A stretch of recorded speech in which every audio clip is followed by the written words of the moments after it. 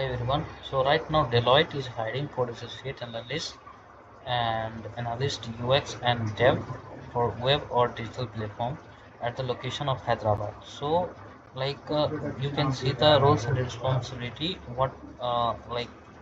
After the job, what will be your roles and responsibility, what you will do, as like you can see the details are there, and timing will be 11 a.m. to 8 p.m. And the qualification required is graduate or busy with marketing specialization is preferred, 0 to 3 years of experience in content management, digital marketing tools, data analysis and reporting, basic knowledge of content management system and digital publishing tools, strong ability to manage multiple tasks used under tight deadlines.